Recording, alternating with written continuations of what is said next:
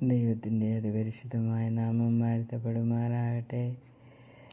ഇവിടെ ഇന്ന് നമുക്ക് ചിന്തിക്കുവാൻ വേണ്ടി ദൈവം തരുന്ന തിരുവചനം സഭാപ്രസംഗിയുടെ പുസ്തകം 8-ാം അധ്യായത്തിൻ്റെ 11-ാമത്തെ വചനം പറയുകയാണ്: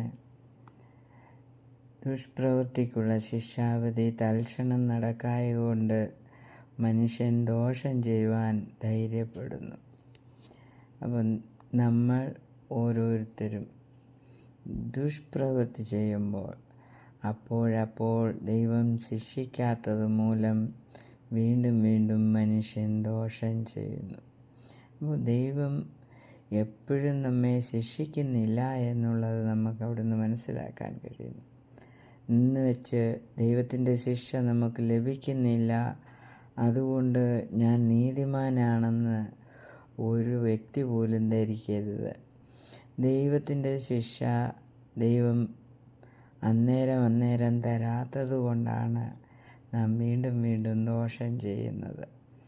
അപ്പോൾ ദൈവത്തിൻ്റെ സന്നിധിയിൽ നമ്മൾ നീതിമാന്മാരാണെന്ന് പറഞ്ഞ് ജീവിക്കാതെ, എന്നിൽ ദോഷമുണ്ട്, ഞാൻ ദുഷ്പ്രവൃത്തി ചെയ്യുന്നുണ്ട് എന്ന് മനസ്സിലാക്കി ആ ദുഷ്പ്രവൃത്തിയിൽ നിന്ന് വിട്ട് ജീവിക്കുവാൻ ഇടയായി തീരട്ടെ എന്ന് പ്രാർത്ഥിച്ചുകൊണ്ട് ദൈവവചനത്തിൽ നിന്ന് വിരമിക്കുന്നു. ദൈവം നമ്മെ ഓരോരുത്തരെ അനുഗ്രഹിക്കുമാറാകട്ടെ.